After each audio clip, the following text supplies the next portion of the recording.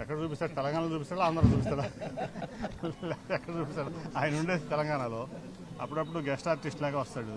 నేను చూసాను ఆయన స్పీచ్. నేను అసలు ఒక ప్రజా జీవితంలో ప్రజా నాయకుడు ఉండాల్సినటువంటి స్పీచ్ కాదు అది. అతను ప్రజా జీవితం అర్హత ఉందని నేనైతే అనుకోవట్లేదు. అతను చాలా పిచ్చి పిచ్చిగా మాట్లాడాడు.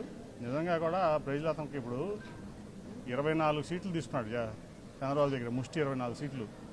నేను పెద్ద గొప్పవాడిని, చించుతా, పొడుస్తా, అది చేస్తా, ఇది చేస్తా, వైసీపీ నాయకులు అంటున్నాడు.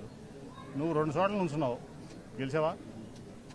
నువ్వు ఇంతకుముందు 2 చోట్ల నుంచున్నావు, 2 చోట్ల ఓడిపోయిన ఎమ్మెల్యే నువ్వు వచ్చి పెద్ద కౌరులు చెప్తావు. నువ్వు వచ్చి జగన్మోహన్ రెడ్డి గారిని నియమిస్తావు, మళ్ళీ జగన్ గారు నుంచోబెట్టిన అభ్యర్థి మీద 2 చోట్ల ఓడిపోయావు. మీ అన్నయ్య గారు పార్టీ పెట్టి 2 చోట్ల నుంచి ఒక పాపం అట్లీస్ట్ ఒక చోట గెలిచాడు చిరంజీవి గారు. ఈయన 2 చోట్ల ఓడిపోయాడు.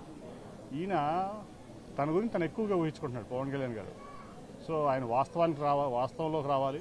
ఆంధ్రప్రదేశ్లో పరిస్థితులు వాళ్ళకి తెలియదు, ఎందుకంటే వాళ్ళు హైదరాబాద్లో ఉంటారు. అప్పుడప్పుడు ప్రత్యేక విమానాల్లో వచ్చి మళ్ళీ ప్రత్యేక విమానాల్లో వెళ్ళిపోతూ ఉంటారు వెనక్కి. సో అటువంటి అటువంటి వ్యక్తులకి మన రాష్ట్రంలో ఉన్న పరిస్థితులు ఏం తెలుసు? ఇవాళ ప్రతి వ్యక్తి సంతోషంగా ఉన్నాడు. ఇక్కడ చుక్కలు ఎవరో చూపిస్తాడు? ఆయన పార్టీ జనసేనకు చూపిస్తాడు చుక్కలో. జన సైనికులకి పాపం 24 సీట్లు అమ్మేసుకున్నాడు. 24 సీట్లకి వాళ్ళ అభిమానాన్ని, ఆత్మాభిమానాన్ని చంద్రబాబు నాయుడు గారి దగ్గర తాకట్టు పెట్టాడు. ఇంకా అంతకుముందున్న అన్న మాటలన్నీ కూడా మనకు గుర్తు తెలుసు. చంద్రబాబు నాయుడు గారిని ఏమన్నాడు, మోడీ గారిని ఏమన్నాడు. ఇవాళేమో మళ్ళీ వెనక్కి రివర్స్ అయ్యి మళ్ళీ ఇప్పుడు జనసేన మన వైసీపీ వాళ్ళు చుక్కలు చూపిస్తాం. నేను సినిమా డైలాగ్ కాదు, ఇవన్నీ రియల్ హీరోస్. జగన్ గారు రియల్ హీరో. మాట్లాడుతూ ఎదుగుతున్న రాష్ట్రంపై జగన్ గొడ్డలు పెట్టేశారు, మాదే విన్నింగ్ టీం అన్నారు. అలాగే వైసీపీలో ఉన్న వాళ్ళు కూడా బ్లాక్ మెయిలర్స్, వైసీపీ టికెట్లు తీసుకోవడానికి కూడా స్మగ్లర్లు అంటూ కూడా మాట్లాడారు. నేను చెప్తున్నా, అసలు పెద్ద ఈ రాష్ట్రానికి చీడపురుగా ఉన్న చంద్రబాబు నాయుడు, ఆయన పనికిమాలిన కొడుకు లోకేష్. చంద్రబాబు నాయుడు ఆయన పనికిమాలిన కొడుకు లోకేష్.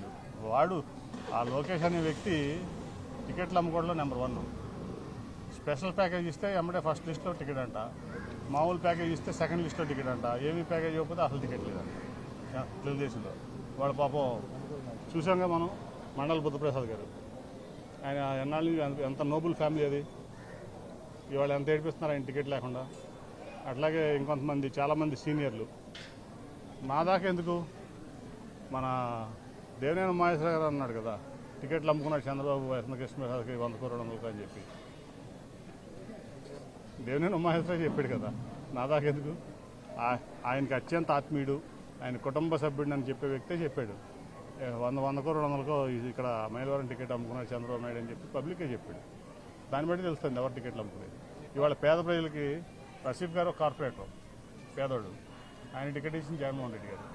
మైలవరం ఒక పేద వ్యక్తి, జెడ్పీటీసీ తిరుపతిరావు యాదవ్, ఒక యాదవ్ సామాజిక వర్గానికి 1952 నుంచి ఎప్పుడు కూడా అక్కడ కమ్మ వాళ్ళు ఎమ్మెల్యేలు చేశారు, కానీ ఏ బ్యాక్వర్డ్ క్యాస్ట్ ఆడ ఎమ్మెల్యేగా చేయలే.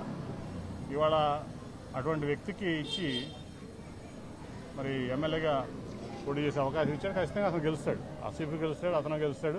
అట్లా మన 35 డివిజన్ కార్పొరేటర్ గారు అబ్బాయిని తీసుకెళ్ళి పత్తిపాడులో ఎమ్మెల్యే చేస్తున్నారు జగన్ గారు. ఇదంతా పేదోళ్లే కదా, బల్సాని కిరణ్కి. మరి అటువంటి ఎగ్జాంపుల్స్ నీకు టీడీపీలో ఎక్కడ ఉన్నాయి? ఎంత ఇస్తావు? స్పెషల్ ప్యాకేజా, మామూలు ప్యాకేజా, ఆర్డినరీ ప్యాకేజా? చెప్పి చంద్రబాబు అన్నట్టు వైసీపీకి చీటింగ్ టీము, చంద్రబాబు పవన్ కళ్యాణ్.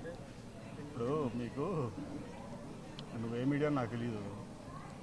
2019లో నేను టీడీపీలో ఉన్నాను కదా, 10:30 వరకు కూడా కొన్ని మీడియాలు చంద్రబాబు గెలిచేస్తున్నాడని వేసినాయి. గుర్తుందా మీకు? 10:30 వరకు. అదే 10 ఆ రోజు పోలింగ్ నాకు తెలిసి మే 23 అనుకుంటా పోలింగ్, అదే మన కౌంటింగ్ డేట్ 2019 మే 23న కొన్ని టీవీలు కానీ కొన్ని మీడియాలు కానీ వచ్చేస్తున్నాడు చంద్రబాబు ఇంకా గెలిచేస్తున్నాడు 10:30 వరకు ప్రజలు మభ్యపెట్టినాయి. వాళ్ళ అజెండా ఏంటంటే ఇప్పుడు ఈనాడు ఉంది, జ్యోతి ఉంది, TV5 లేకపోతే కొన్ని మీడియాలు ఉన్నాయి. వాళ్ళకి చంద్రబాబుని ముఖ్యమంత్రిగా చేసుకోవాలని తపన, కానీ ప్రజలేమో ఇంకో సైడ్ ఉన్నారు, జగన్ గారి సైడ్ ఉన్నారు. సో విన్నింగ్ టీం ఎప్పుడు జగన్ గారి విషయమే. 175 కొట్టడమే జగన్ గారి యొక్క లక్ష్యం. ప్రజలు దానికి తగ్గట్టు ఆయన ఓటేసేందుకు సిద్ధంగా ఉన్నారు. సార్ తెలుగుదేశం జనసేన కలిపి లిస్టు రిలీజ్ చేసిన తర్వాత వైసీపీ నాయకులు భయపడి వాళ్ళ క్యాండిడేట్ని మార్చడానికి ట్రై చేస్తున్నారు, దాని గురించే కసరత్తు చేస్తున్నారని టాక్ చేస్తున్నారు. దాని గురించి మీకు ఇప్పుడు 8 లిస్టులు ఇచ్చారు జగన్ గారు.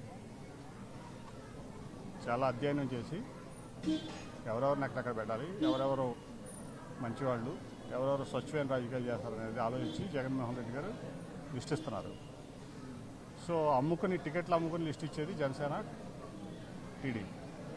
ఇవాళ ఎంతోమంది నిజంగా కూడా ఆస్తులు అమ్ముకుని లేకపోతే అన్నీ త్యాగం చేసి పార్టీ కోసం కష్టపడిన వ్యక్తులకు వాళ్ళు టికెట్ లేకుండా పూర్తిగా పార్టీని ఒక పవన్ కళ్యాణ్ అయితే పూర్తిగా అమ్మేశాడు పార్టీని, చంద్రబాబు నాయుడు గారి కాళ్ళకు తాకట్టు పెట్టేశాడు.